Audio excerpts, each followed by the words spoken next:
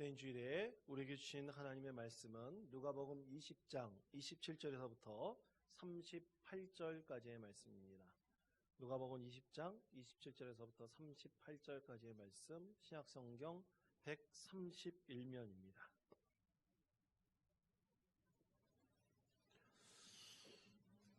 이 말씀을 제가 봉독하겠습니다. 부활이 없다고 주장하는 사두개인 중 어떤 이들이 와서 물어 이르되, 선생님이여, 모세가 우리에게서 주기를 만일 어떤 사람이 형이 아내를 두고 자식이 없이 죽으면 그 동생이 그 아내를 취하여 형을 위하여 상속자를 세울지니라 하였나이다. 그런데 7형제가 있었는데 마지가 아내를 취하였다가 자식이 없이 죽고 그 둘째와 셋째가 그를 취하고 7이 다 그와 같이 자식이 없이 죽고 그 후에 여자도 죽었나이다. 7이 다 그를 아내로 취하였으니 부활 때에 그 중에 누구의 아내가 되리이까? 예수께서 이르시되, 이 세상의 자녀들은 장가도 가고 시집도 가되 저 세상과 및 죽은 자 가운데서 부활함을 얻기에 합당히 여김을 받은 자들은 장가가고 시집가는 일이 없으며 그들은 다시 죽을 수도 없나니 이는 천사와 동등이요 부활의 자녀로서 하나님의 자녀임이라. 죽은 자가 살아난다는 것은 모세도 가시나무 떨기에 관한 글에서 주를 아브라함의 하나님이요 이삭의 하나님이요 야곱의 하나님이시라 칭하였나니, 하나님은 죽은 자의 하나님이 아니요 살아있는 자의 하나님이시라. 하나님에게는 모든 사람이 살았느니라 하시니. 아멘. 우리에게 사랑과 헌신에 대한 기독교적인 메시지로 잘 알려진 O.Henry의 단편 소설들이 있습니다. 여러분이 너무나 잘 아시는 크리스마스의 선물이라는 책도 있고요. 또 하나 유명한 것이 화면에서 보이는 이 마지막 잎새라는 작품입니다. 이 소설의 내용은 이런 것입니다. 그리니치 마을이라는 아주 가난한 화가들이 모여 사는 마을이 있습니다. 거기에 한 3층짜리 건물 꼭대기에 존 씨라는 이름의 아주 젊은 여성 화가가 살고 있으면서 미래에 아주 유명한 화가를 꿈꾸는 그런 화가가 살고 있었습니다. 근데 존 씨가 그만 독한 폐렴에 걸리고 맙니다. 점점 병세가 악화되고요. 이제는 자기가 죽을 것 같다는 그런 생각을 갖게 되죠. 그러다가 우연찮게 침대에 누워서 창밖을 바라보는데 이 담쟁이 넝쿨에 많은 잎새들이 달려 있었습니다. 잎사귀들이 달려 있으면서 그것을 지켜보는데 이 가을이 깊어지니까 잎사귀들이 점점 떨어지는 겁니다. 결국에는 잎사귀가 5개밖에 달리지 않았어요. 존 씨가 생각하기로는 저 마지막 잎새가 하나 남아서 그것이 떨어지면 나의 생명도 이제 끝나겠구나. 그렇게 자기 스스로 이 절망 가운데 빠져들고 있습니다. 이제 5개 남은 낙엽도 다 떨어지고 딱 하나만 남았습니다. 그 하나가 남은 그날 밤 아주 세찬 비바람이 몰아쳤고요. 또 아주 천둥 번개치는 무서운 밤이 지났는데 이제 마지막 남은 잎새도 떨어지게 되겠구나 생각을 했습니다. 근데 다음날 아침에 일어나다 보니 그 마지막 남은 잎새가 떨어지지 않고 굳건히 나뭇가지에 붙어 있는 겁니다. 그 다음날도 붙어 있는 겁니다. 그것을 보면서 존 씨는 자기가 이 나무가 이 잎새가 떨어지면 죽을 거라고 생각했는데 그것이 붙어 있는 것을 보고 이제 희망을 갖게 되었습니다. 삶에 대한 소망을 갖게 되었습니다. 그러면서 죽어가던 그 자신도 새롭게 병이 더 낫게 되었고요. 이제 폐렴에서 완전히 벗어나게 되었습니다. 새로운 삶을 살게 되었습니다. 그런데 그것과 동시에 그 존 씨의 바로 밑에 층에 살고 있던 노인 화가인 배어머니, 항상 교류를 하면서 이 존 씨를 지켜주는 수호신처럼 여겼던 이 노인 화가 배어머니 그만 죽게 되었다는 소식을 듣게 됩니다. 이 존 씨는 살고 노인 화가가 죽게 된 것이죠. 그런데 나중에 밝혀진 사실이 있었습니다. 그렇게 잎새 하나가 남아서 비바람이 치고 천둥번개가 치는 그날 밤, 이 노인화가 배어머니 이 존 씨를 위해서 마지막 남은 그 잎새가 떨어지지 않게 보일 수 있도록 벽에다가 이 살아있는 것 같은 잎사귀를 그려 놓은 것입니다. 그래서 이 잎사귀는 떨어졌지만 그 잎사귀가 붙어 있는 것처럼 이 존 씨가 볼 수 있도록 만들었고요. 그리고 그것이 존 씨에게 희망이 되었던 것입니다. 여러분, 참으로 보잘것없는 잎사귀 하나가 어떤 사람에게는 희망이 될 수도 있고요, 어떤 사람에게는 절망이 될 수도 있습니다. 그것을 어떤 관점으로 보느냐, 그것을 어떻게 우리가 생각하고 바라보느냐에 따라서 완전히 희망과 절망으로 나누어질 수 있는 것입니다. 오늘 말씀은 사두개인 중 한 사람이 부활이 없다라고 예수님께 와서 주장을 합니다. 원래 사두개인들은 부활이 없다라고 주장을 합니다. 이 부활이 없음을 논증을 하는데요, 오늘 말씀 가운데 논증의 내용은 이런 겁니다. 모세는 유대인들에게 형이 자식이 없어 그 아내를 남겨놓고 죽으면 그 아내를 위해서 이 형이 자식을 낳을 수 있도록 동생이 이 형수를 아내로 맞이하는 것이 유대인들의 가족법으로 세워놓았습니다. 그래서 오늘 사두개인 중 한 명은 이런 예를 듭니다. 7명의 형제가 있는데 큰형이 아내를 맞이하여 결혼해서 자손을 낳기를 원했는데 자손을 낳지 못하고 죽었습니다. 그래서 둘째 동생이 이 형수를 취했죠. 그런데도 자식을 낳지 못하고 둘째가 죽었어요. 셋째도 그렇게 했습니다. 근데 셋째도 죽고 결국엔 7형제가 다 죽고 이 여인도 그만 나이가 들어서 죽게 되었답니다. 그러면 부활의 때에 사람들이 부활해서 일어나면 이 여인은 대체 누구의 아내가 되는 겁니까? 이 사두개인이 예수님께 물어본 것이죠. 여러분, 부활이 없다고 주장하는 사두개인은 이 논쟁 가운데서 그 사람이 어떤 사람의 아내가 될 것인가, 이것을 정답을 맞추려는 것이 아닙니다. 그들이 이 논쟁을 벌인 이유는 오로지 부활이 없다는 것을 증명하기 위해서였던 것입니다. 이 세상에서 부활이 없다, 그것의 한 면만을 보여주기 위해서였던 것입니다. 여러분, 이 말씀의 핵심은 역시 부활에 가는 겁니다. 부활이 있느냐 없느냐, 이것을 믿고 있느냐 그렇지 않느냐의 차이를 드러나고 있는 것이죠. 여러분, 이런 믿음에 대한 시각과 차이는 완전히 다른 신앙과 관점의 차이로 나타날 수가 있습니다. 여러분, 얼마 전 저는 도올 김요곡 선생의 강의를 들은 적이 있어요. 인터넷을 통해서 강의를 들은 적이 있는데, 여러분, 도올 김요곡 선생이라 그러면 세계적인 석학입니다. 우리나라에서도 아주 유명한 철학자로 알려져 있고요, 동서양 사상을 통달한 분으로 알려져 있습니다. 아주 지식과 지혜가 풍부한 분입니다. 근데 그가 사실 이 기독교 집안에서 태어나서 자라났습니다. 어머님은 권사님이에요. 그리고 이 김요곡 선생도 사실 믿는 사람이었습니다. 그래서 그는 지금 믿는 사람인지 아닌지는 잘 모르겠습니다. 하지만 이 기독교 신앙에 대해서 이 자기의 견해를 밝히는 얘기들을 참 많이 했고요, 또 책도 출간을 했습니다. 대표적인 책이 도올의 노마서 강해, 또 마가복음 강해라는 책이 있습니다. 이 책이 중요한 내용은 이런 것이에요. 이 강의에서 이 책의 내용을 종합해서 그렇게 말을 했는데요, 그는 기독교 신앙의 형성 과정에 대해서 강론을 했습니다. 이 바울 사도가 되기 이전에 이 바울이 사울일 때 이 다메섹 도상에서 예수님을 만나지 않습니까? 그래서 예수님을 죽이러 갔던 사람이 이제는 예수 믿는 사람이 돼요. 참으로 놀라운 은혜로 그렇게 예수 믿는 사람이 되죠.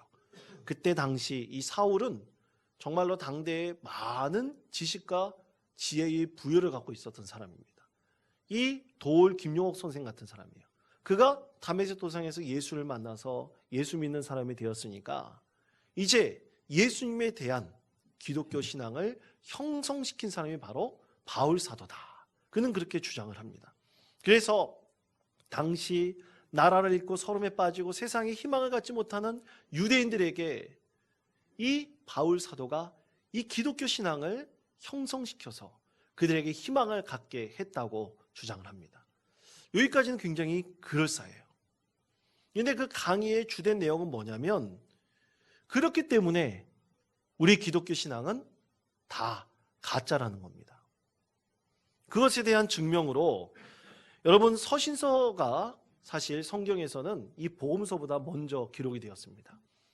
이 서신서 중에서 이 복음서 중에서 가장 먼저 기록된 이 마가복음에 보면 이 예수님이 어렸을 때에 대한 기록이 없어요.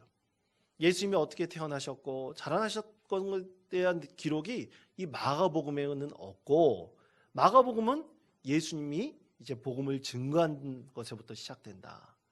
그리고 예수님이 부활하셨다라는 것은 이분이 주로 표현하는 말이 있습니다. 다 구라다, 이렇게 얘기를 합니다. 다 거짓이다. 그것은 바울 사도가 기독교 신앙을 신학하기 위해서 만들어낸 것이지, 그것은 결코 이 진실이 아니다, 거짓된 것이다. 그는 그렇게 주장을 합니다. 그리고 여러분, 이 기적 중에서 아주 대표적인 기적이 있잖아요. 오병이어의 기적. 5천 명을 먹였다는 이 오병이어의 기적도 사실은 수천 명의 사람들이 도시락을 싸갖고 왔는데, 그 도시락을 자기 혼자 먹지 않고 하나님 말씀을 듣고 감동을 받아가지고 그 도시락을 나눠 먹어서 나중에 12광주리까지 남게 되었다. 그는 그렇게 해석을 합니다. 그래서 성경에 있는 모든 것들이 어떻게 보면 기독교 신앙을 만들어내기 위한 가짜를 신학화한, 그렇게 만들어낸 것이다. 그는 그렇게 주장을 합니다. 여러분 들으시고 어떻게 생각하십니까? 여러분, 성경 말씀에 보면 하나님께서는 전도서를 통해서 이렇게 말씀하셨습니다. 전도서 1장 18절의 말씀입니다. 1장 18절의 말씀을 우리 다 같이 한 목소리로 봉독하겠습니다. 지혜가 많으면 번뇌도 많으니 지식을 더하는 자는 근심을 더하느니라. 아멘. 자, 이 전도서 1장 18절에서 말씀하시는 지혜는요, 지식은요, 사실은 세상 지혜와 지식입니다. 여러분, 하나님께서 주시는 지혜와 지식은 이 세상 지혜와 지식과는 완전히 다릅니다.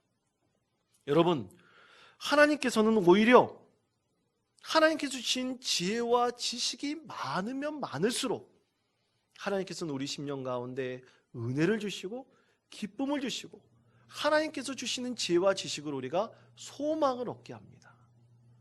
이 세상에서 절망과 좌절 가운데 사는 것이 아니라 하나님께서 주신 지혜와 지식으로 풍성한 은혜를 주시고 기쁨을 우리 가운데 주십니다.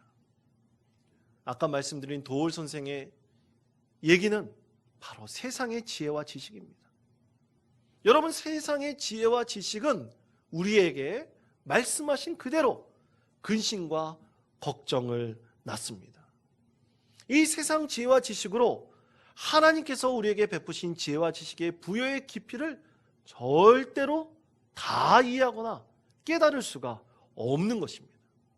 그래서 세상 지혜와 지식으로 하나님의 진리를 밝혀낸다는 것은 불가능하고요, 그럴수록 더 근심과 걱정이 쌓여갈 뿐입니다. 여러분, 부활은요, 우리의 믿음이고 미래의 소망입니다.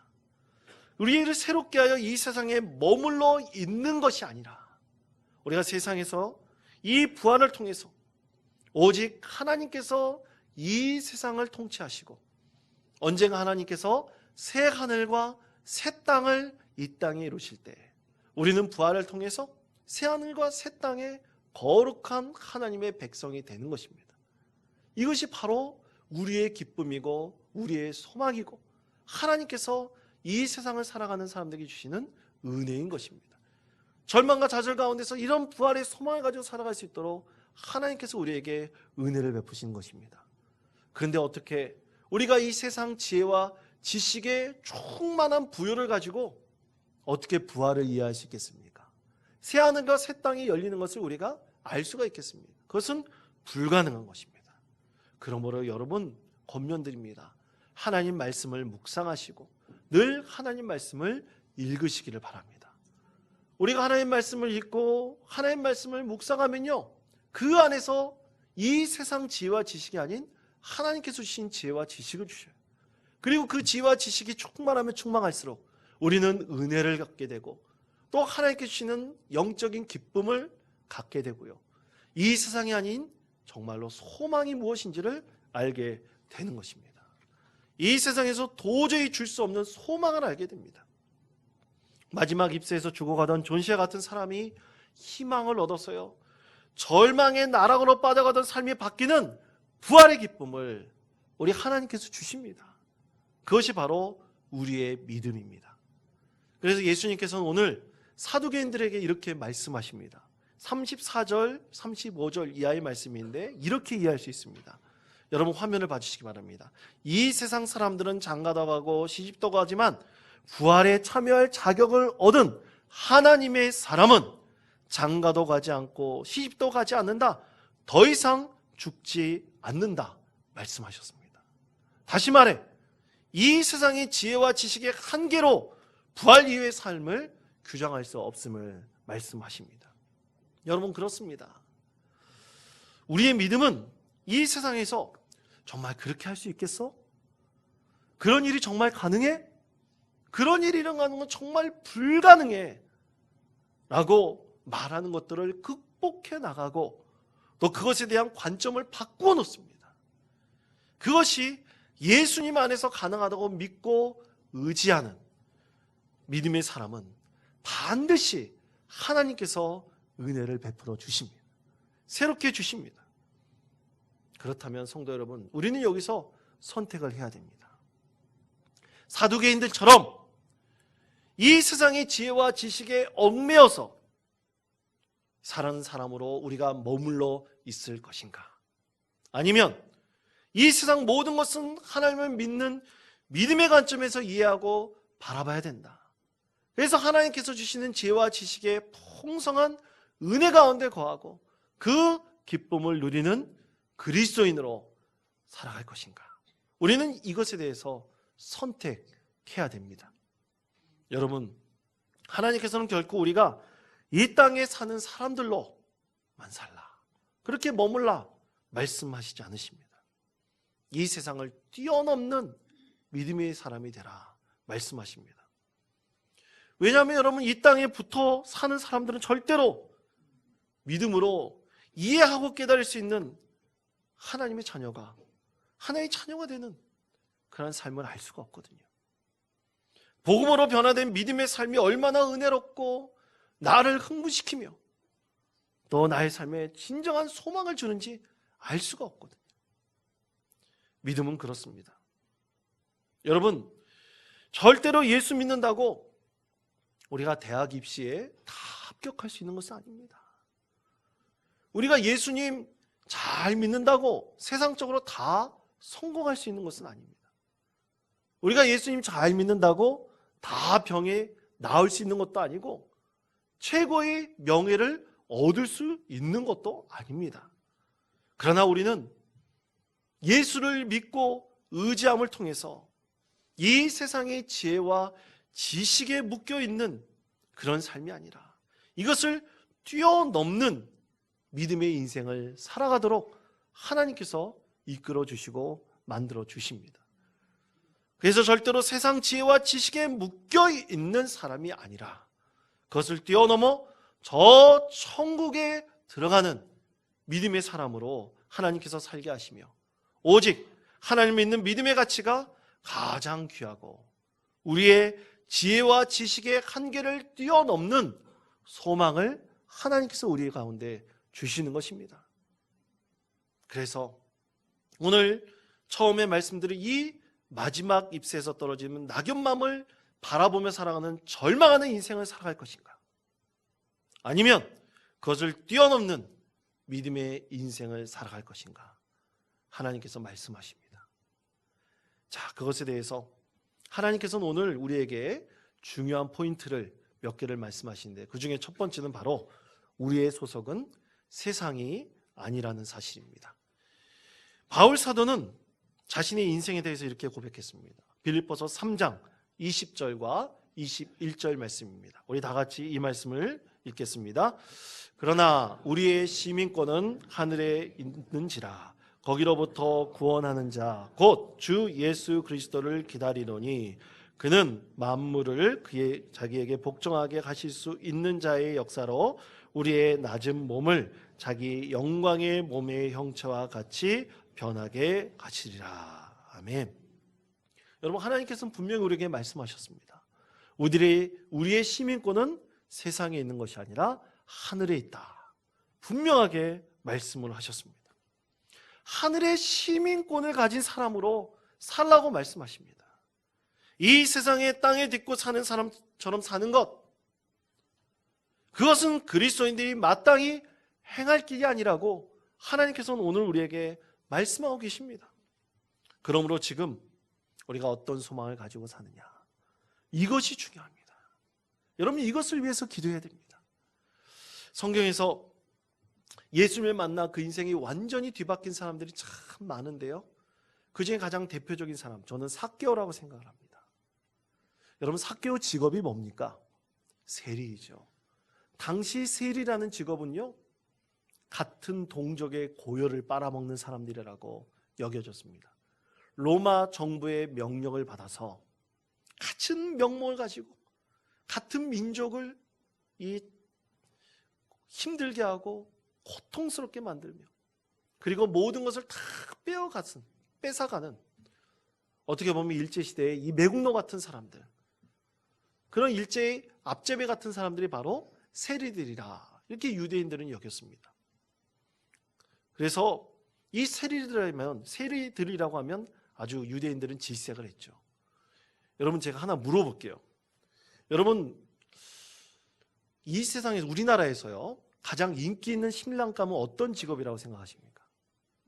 아마 대부분 다 사자 들어가는 거라고 생각을 하시죠.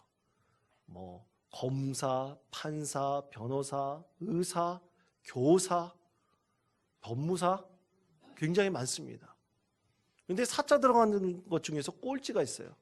그것이 뭐냐면 목사입니다. 결혼해서 가장 뒷순위예요. 그런데 당시 2000년 전 이 세리가 그랬습니다. 결혼하려고 하는 직업 가장 꼴찌가 세리예요. 가장 핍박받고 멸시받는 자들이 바로 세리였던 것입니다. 그런데 이런 세리라는 직업을 가진 삭개오가 예수님을 만났습니다. 그리고 삭개오는 예수님을 통해서 사람이 완전히 바뀌었습니다. 그의 인생의 목적이 바뀌었습니다. 왜냐하면 그의 소속이 이제는 이 세상이 아니라 하늘의 시민권을 가진 하나님 백성이 되었기 때문입니다. 그래서 예수님께서는 이런 삭개오에 대해서 이렇게 말씀하셨습니다. 누가복음 19장 9절에서부터 10절의 말씀입니다. 예수께서 이르시되 오늘 구원이 이 집에 이르렀으니 이 사람도 아브라함의 자손임이로다. 인자가 온 것은 잃어버린 자를 찾아 구원하려 함이니라. 아멘. 그렇습니다. 예수님께서 오늘 이 집에 구원이 이르렀다고 했습니다. 똑같은 유대인들입니다. 아브라함의 자손입니다. 그러나 오늘 이 사람에게만, 삭개오에게만 구원이 이르렀다. 바로 이 사람만이 하나님의 천국 백성이 되었다. 예수님께서 선포하셨습니다. 그렇습니다, 성도 여러분. 구원받은 우리 그리스도인들은 이 세상 사람들이 아니라 사실은 천국 백성들입니다. 하늘나라의 백성들입니다. 그래서 여러분, 담대하십시오. 그리고 여러분, 자존감을 가지십시오. 자부심을 가지십시오. 여러분들이 이 세상 사람들이 아니라 하늘의 시민권을 가진 천국 백성들이라는 사실을 여러분 꼭 잊지 마시기를 바랍니다. 두 번째, 우리는 하나님의 자녀들입니다. 우리는 하늘나라의 백성들인가 동시에 하나님께서 특별히 선택하셔서 하나님의 양자와 양녀로 삼으신 하나님의 자녀들입니다. 누가복음 20장 36절 말씀입니다. 우리 다 같이 읽겠습니다. 그들은 다시 죽을 수도 없나니 이는 천사와 동등이요 부활의 자녀로서 하나님의 자녀임이라. 아멘. 그렇습니다, 여러분. 하나님의 자녀들입니다. 우리는 이 사실을 잊으면 안 됩니다. 하나님의 자녀들답게 우리는 그렇게 프라이버시를 가지고, 그런 프라이드를 가지고 우리는 이 세상에 살아가야 됩니다.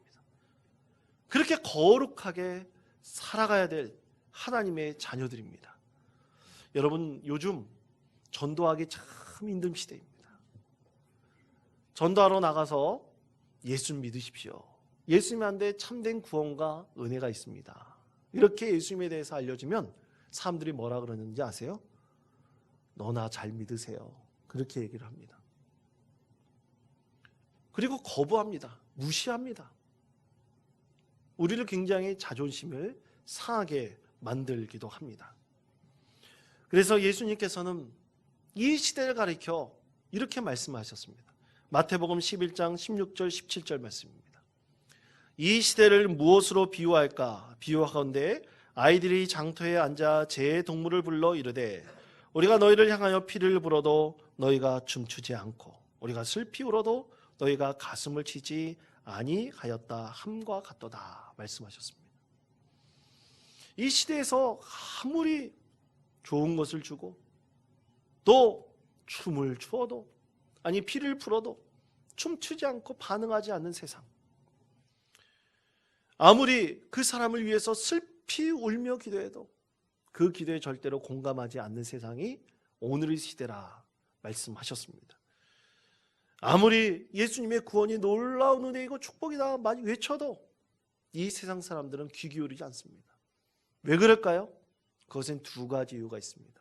하나는요, 관심이 딴 데 있기 때문이에요.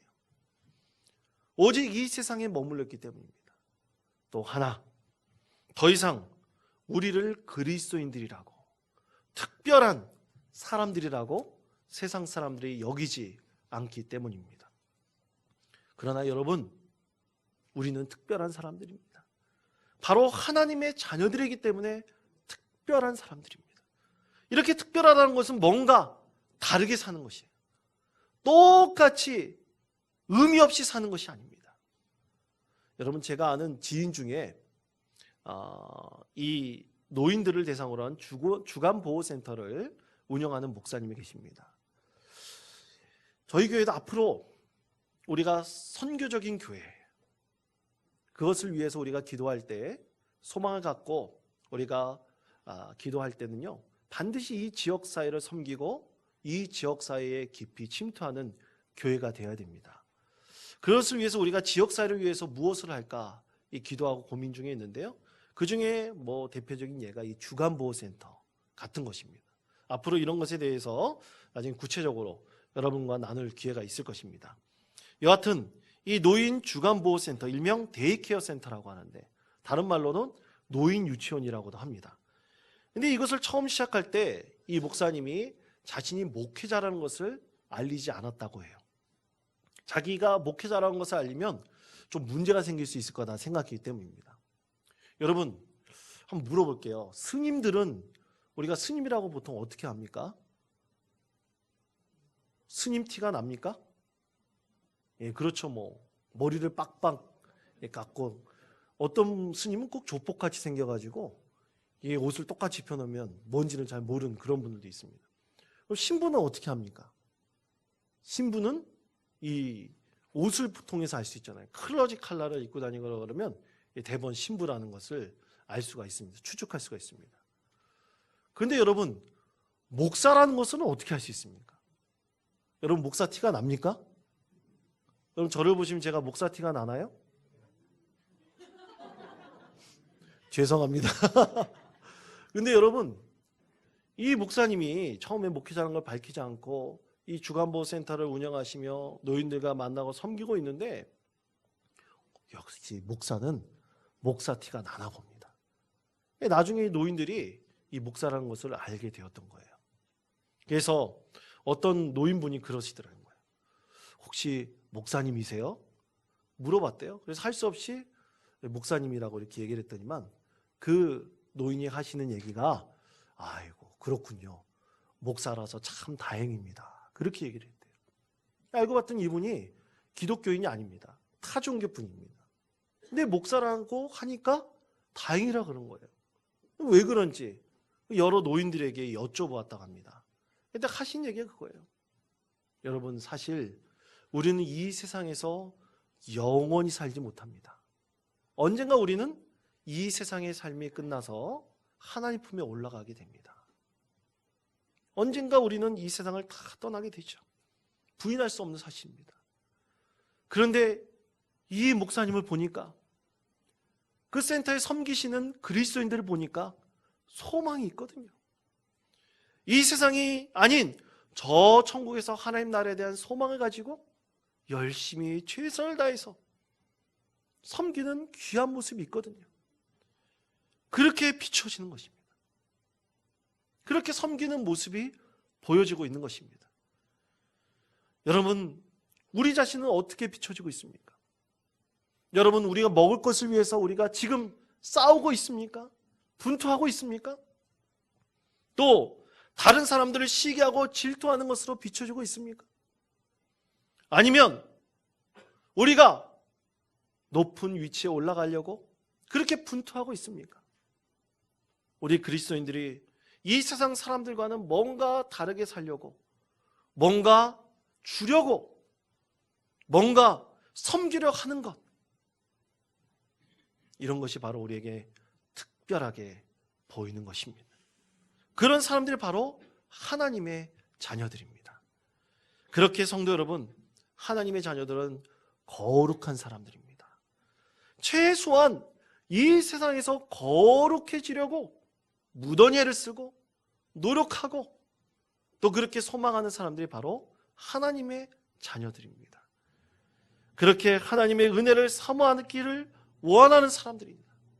그런 원함과 열망이 바로 우리 가운데 있기 때문에 우리는 특별한 사람들이고 하나님의 자녀들입니다. 그러므로 사랑하는 성도 여러분, 이런 하나님의 은혜를 원하고 이런 소망이 여러분 가운데 충만하기를 간절히 축원드립니다. 그렇기 때문에 그리스도인들은 반드시 하나님의 자녀입니다. 뭔가 특별한 삶을 살아가는 사람입니다. 이런 특별한 것이 이 세상 사람들에게 선한 영향력을 미치는 것입니다. 여러분